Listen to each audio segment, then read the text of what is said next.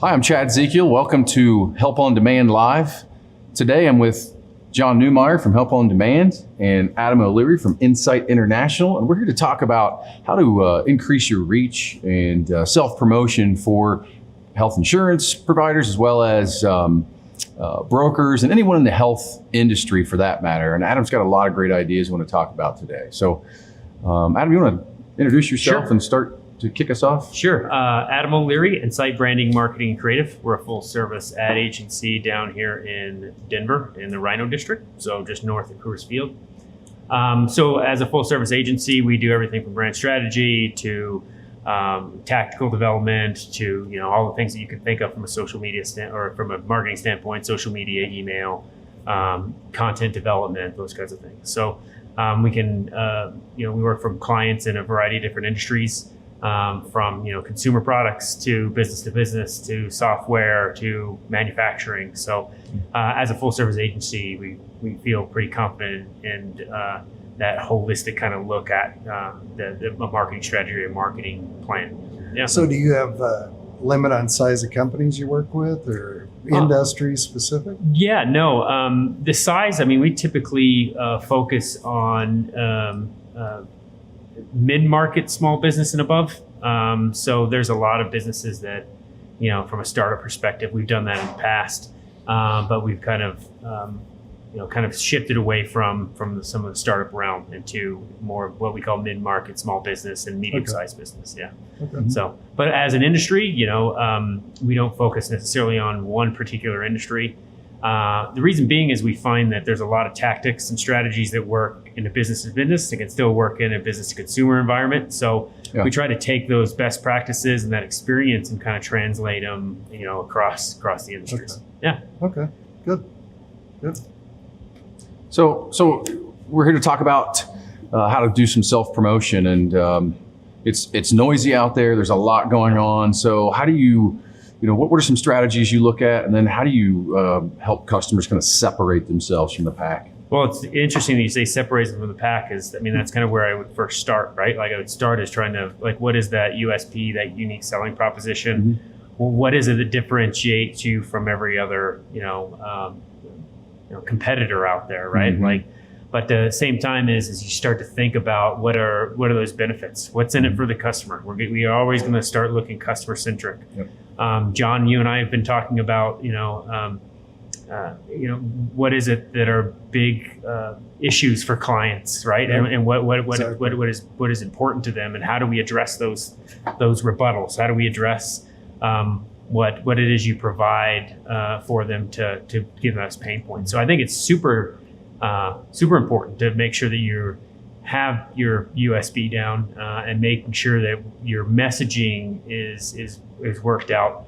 That you are addressing a pain point, you are coming through with a solution for a customer. Is there any common pain points going on right now or anything? Well, a lot of businesses, what it comes down to, right? Like we need to have more brand awareness. We need more customers. We need more revenue. That's super important, right? Yeah.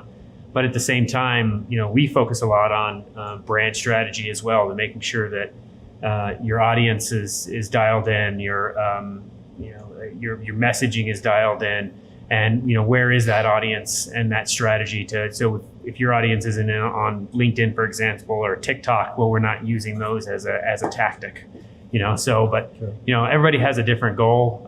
Some mm-hmm. are more awareness. We have some clients that we're primarily driving awareness, and then ultimately the awareness kind of helps to drive revenue and inquiries. But it comes down to that. Businesses do need to drive new leads, drive new revenue, and to their business.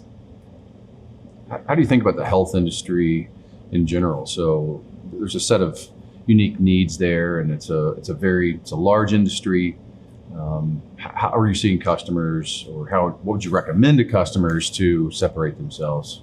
Yeah, so healthcare, I think, especially healthcare insurance, right? Yeah. There's with each one of the state-run marketplaces. Mm-hmm. We've heard a lot of chatter in there that how hard it is to kind of get through some of those kinds of things, and they're kind of overwhelmed with options on what to choose. Yeah. You know, so it's just like anything else, and it happens a lot in consumer products. There has to be a right mix of options for consumers, right? So if you go into a grocery store and there's too many options, you know, people get overwhelmed, right? Like I don't know what to choose. If there's not enough, well, then there's a credibility issue right there. So Yeah. I remember years ago when they came out with the body spray, the Axe. Remember Axe body spray? So what happened? I had Jen still teenage. uses I had 3 sons that went through the Axe phase. So it was tough. Yeah, right. But it was, it still is, right? Like it's, but at the same time, when that first came out, that there was not like a body spray for men, right? Men had deodorant and cologne, and that was it, right?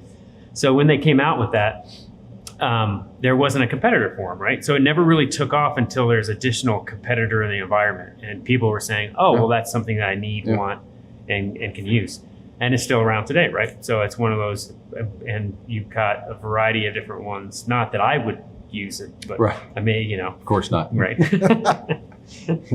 But yeah, so there's definitely the healthcare industry. I definitely see a lot of, confusion on some level, right? Like, and I think that a lot of consumers need, need some direction and need some kind of personalized piece. And that's kind of one of the things about how to marketing in this industry today. A lot of that is being personal and having a personal touch. Yeah, I was going to just ask that because when I think about healthcare, I spent a lot of time in that industry, and you match it up versus other industries. There's a lot of demand for healthcare, right? Of course. There's a lot of so you don't have to create awareness as much, maybe for your individual brand, but there's a need there that exists. Mm-hmm.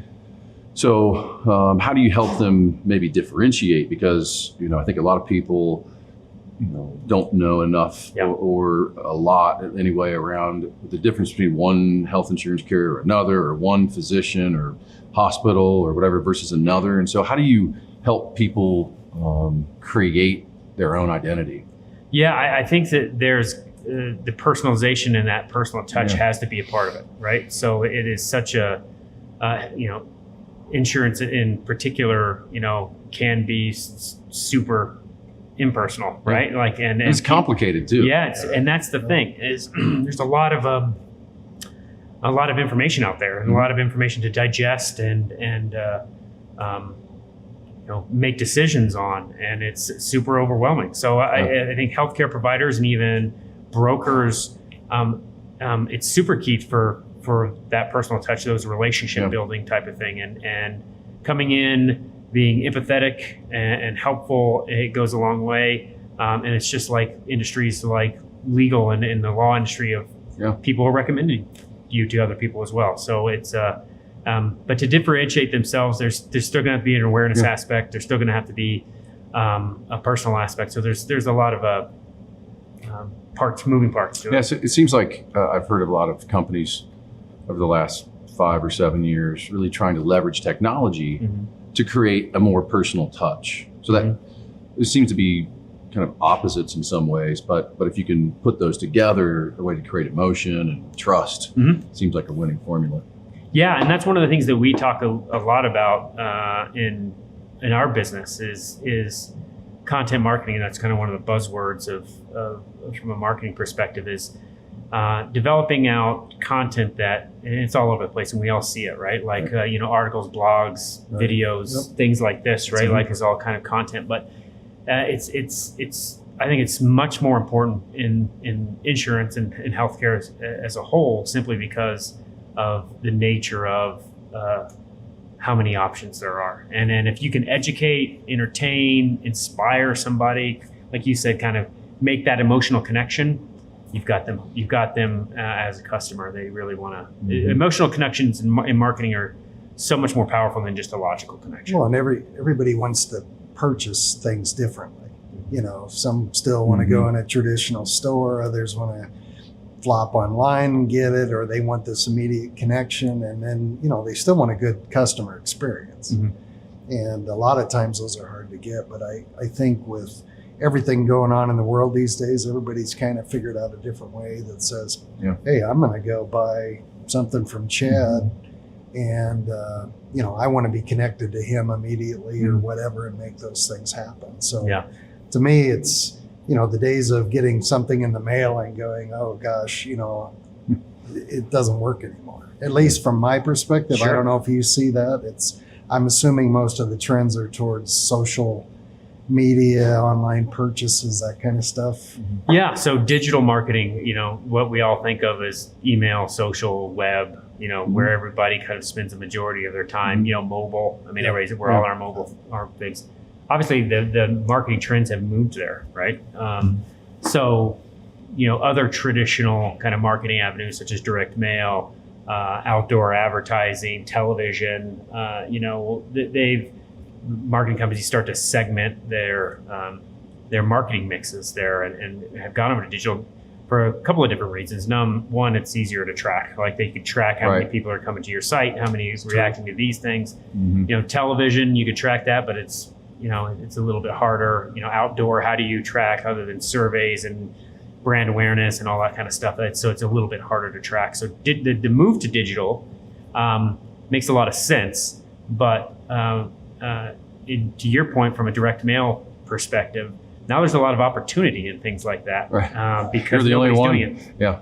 Well, and I just know when I get stuff in the mail, I pretty much tear it up. It goes in the trash. And I think it's almost like I have a hard time believing somebody still does that. You know what I mean? And and so I'm not in your world to know statistical or stats or whatever for what's the response rate on direct mail versus other kinds of things. But I can't imagine it's that high other than filling up some landfills. You know what I'm saying? So, Although it is nice to get something besides a bill in the mail. well, It could be the one alternative piece of mail. maybe it's an Axe advertisement or Yeah. something. Right? Yeah, nice little sample Exactly. of Axe body spray would be nice.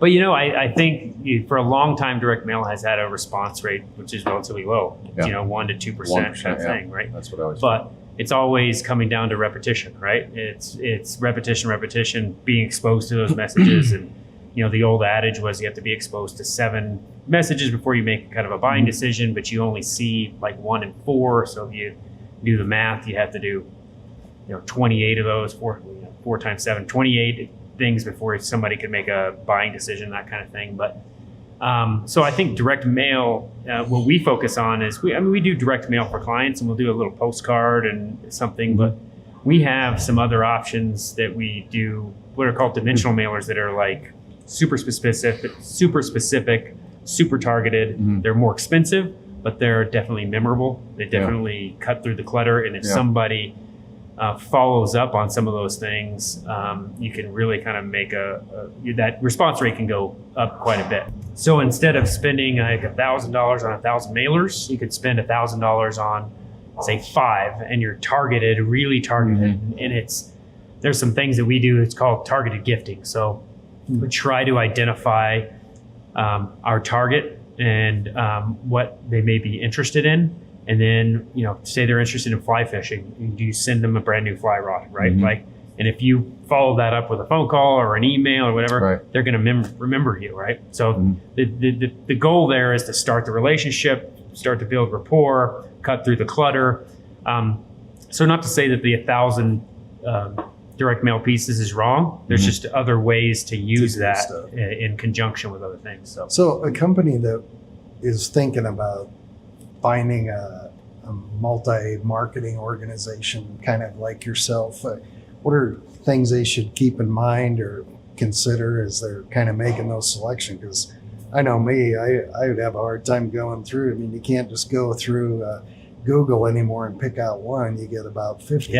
So from your perspective, these companies, how would they go about selecting the right firm? Or well, I mean, there's a lot of different firms that specialize in different aspects of marketing. Some are digital, some are creative, some are branding. So I think you definitely have to pick one that kind of resonates with you and that you get along with personally. But our suggestion is always an integrated strategy. So things that are working in conjunction. That We're doing things in email to push event marketing, to follow that up with a direct mail, whatever that is. That's just, you're getting all those touches and you're getting all that exposure, and you're making sure that the message is consistent across all of those pieces. So you're still hitting on those benefits. Okay. Yeah. I'm going to go back to digital marketing for a bit. I appreciate that companies can see value in that because there's an ROI that they can at least measure, right? Mm-hmm. They can get a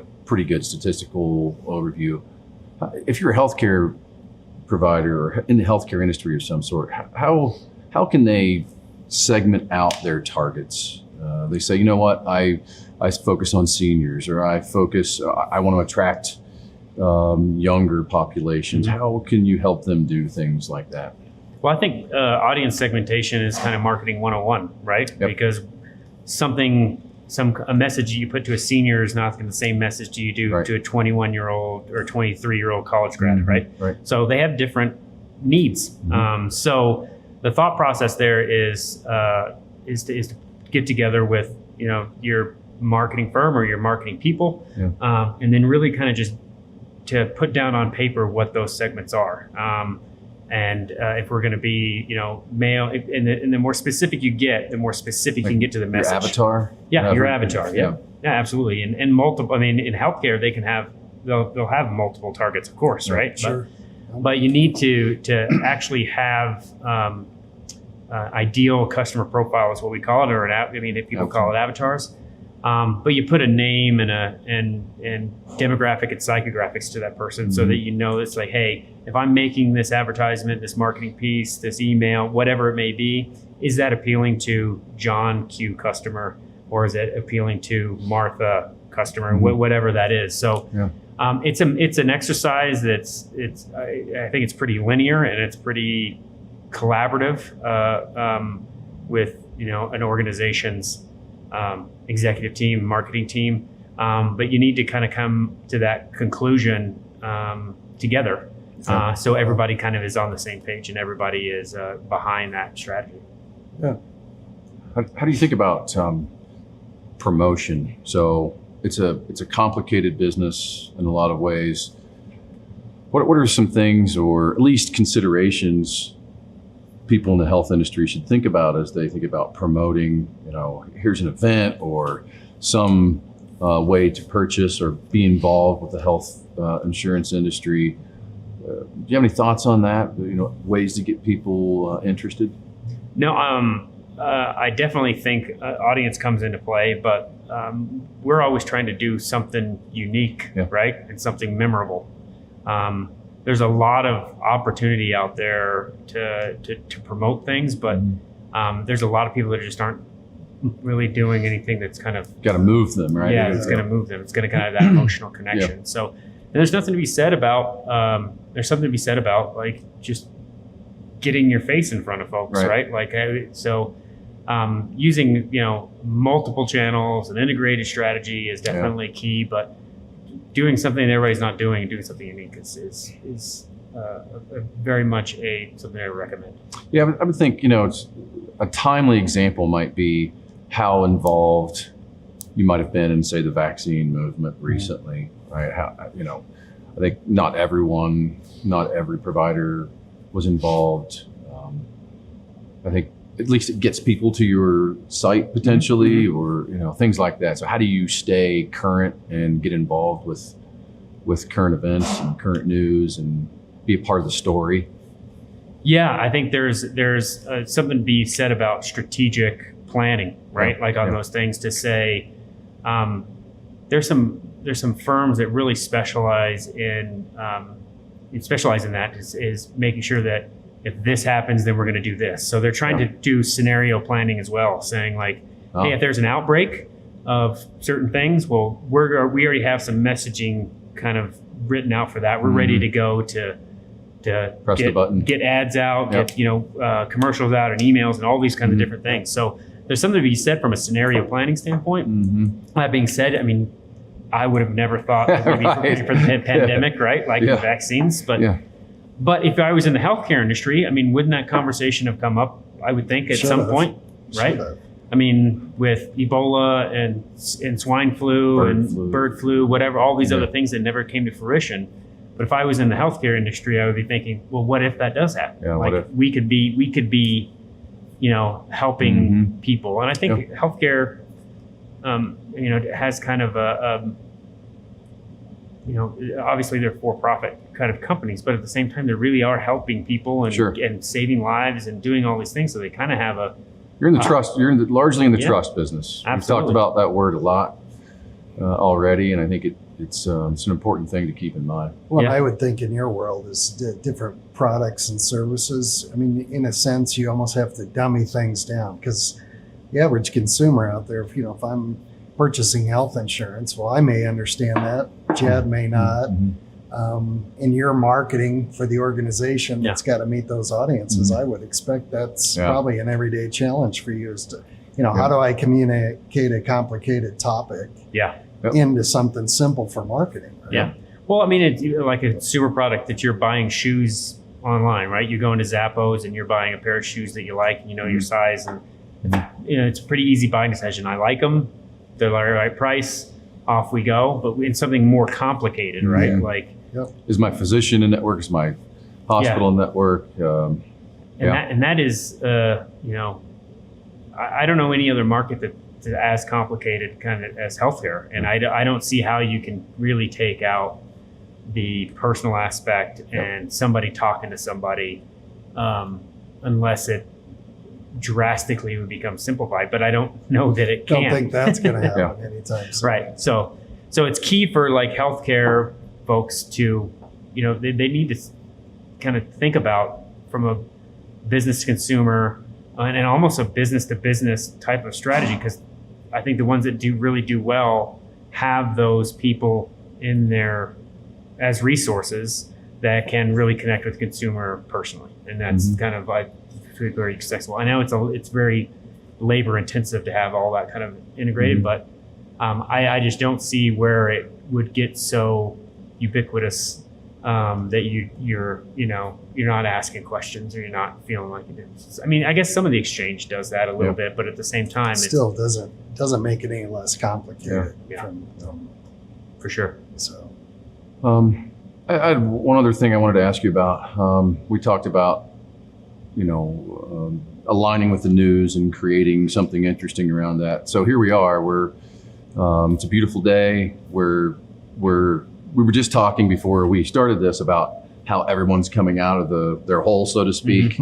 How do people capitalize on that from a marketing standpoint? There's a new energy and a new wave of energy. I think in today's environment, there still has to be some message of safety, right? Like there still needs to be, I think, at least anecdotally from me, and I know we were talking about going out to eat, John, right? Like, and you're saying that these restaurants are packed and full. Yeah, everybody's, so I think that people are starting to feel safer, right? Yep. Like, but I also think there's some messaging, this potential messaging behind, I don't know if everybody's ready for it yet, but kind of wasted time. You know what I mean? Yeah. It's like, hey, we've got one life. We've got a finite amount of years here. We just spent 18 months kind of like not doing anything, right? So, but at the same time, we're doing it safely, right? So I've seen a lot of marketing messages around retail locations. They still have that safety message a little bit, to saying, hey, you don't have to wear a mask in here, but our employees still are. We're still making sure that these kinds of things happen, and I think that's kind of instilling trust into the group that still a little leery about going out. But I saw a gum commercial recently that it wasn't a TV what ad. Flavor was it? I don't know, whatever you wanted it to be. And so they, I think they captured an interesting concept of just what we talked about, people kind of coming out. They showed people unshaven and, in their robes, and they got dressed and they went out, and it was, everyone was really enjoying themselves. And I think it kind of went viral. And I think if companies can capture that energy and that message, I think it's interesting concept, and you have to make it fit for your business and your customers. But I think, these are the kind of things that we talked about as being current and interesting to people. Yeah, well, I would think it'd be good for you right now in the world of marketing, good for us too and all companies. But everybody's had to reinvent themselves. You know, Mhm. we had a distribution model of this, and this. You know, you think of restaurant, Totally. everybody comes in. Yep. Maybe they have a patio, maybe they don't. Now everybody's kind of got a patio Yeah. because And a QR code. exactly. Right. You know, so I think it's a good time to, in your world of marketing, to look at new ideas, or they're probably a little more open to those new ideas now than they were a couple of years ago, Yeah. because they've been forced to change how they're going to attract the customer, how they're going to create that great experience, and ultimately sell their product and make money. Yeah. Yeah, and we've seen that. We've seen as clients come back, they're much more open to new ideas exactly because of that, because they've had to pivot.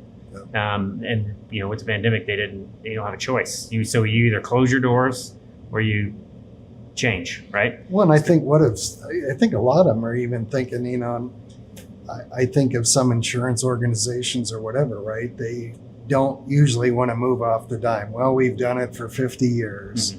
We have all these Conservatism, systems, and they're not fantastic, but they're at least working.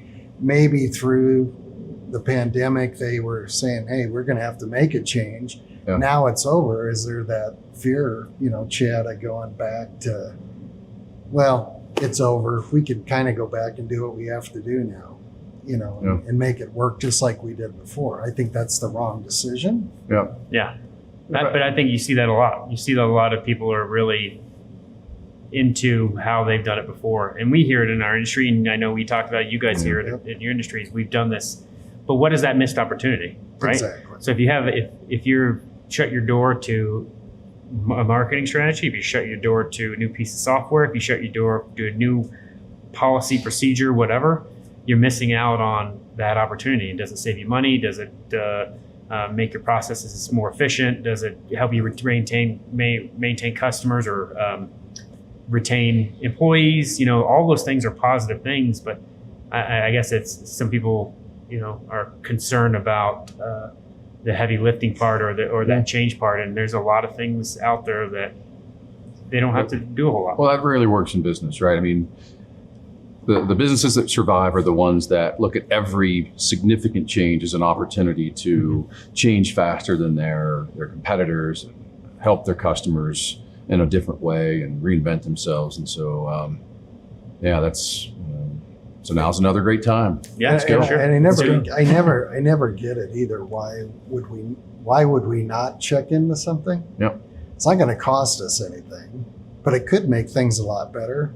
But there's always that fear. Well, it's a high pressure sale, Mhm. right? You get a marketing piece, for example, and go, well, that's just a high pressure sell. I've got to call somebody. They're going to put me in a headlock, and make me do something. But I look at, even for us, we get calls for vendors all the time, all of us. Mhm. And what's it hurt to listen? Yeah. I mean, worst case, you say, no, I'm not interested. Best case, maybe you close more business, or, you create a better experience for their customer. Yeah, exactly. Okay, well, Adam, I want to thank you. I think we had a good discussion today. We covered a lot of ground. We covered just the health insurance market in general. Yep. We talked about ways to market to them, whether it be digitally or other ways to get their attention in the clutter. We talked about how to capture people's attention in a new environment and be a part of current news. So I do appreciate your time. It was a fun discussion. Thank you, Yep. John. Thank Thank you, you, Adam. guys. I appreciate Thank it. you. Super enjoyed it. But before I go, I kind Uh-oh. of brought you guys a little gift. Present. Those are What do we pocket have here? squares. Did I get first pick? Pocket squares. Yep. Obviously. Yeah. So something that we use just as Alright. fun, silly giveaways, and the people that wear jackets. Nothing silly about a pocket Nice. square. But trying to up your fashion game. There you go. Always in need. There it is. Thank you very much, sir. Thanks, No Adam. problem. Thank you. Appreciate it, guys. You Yep. bet.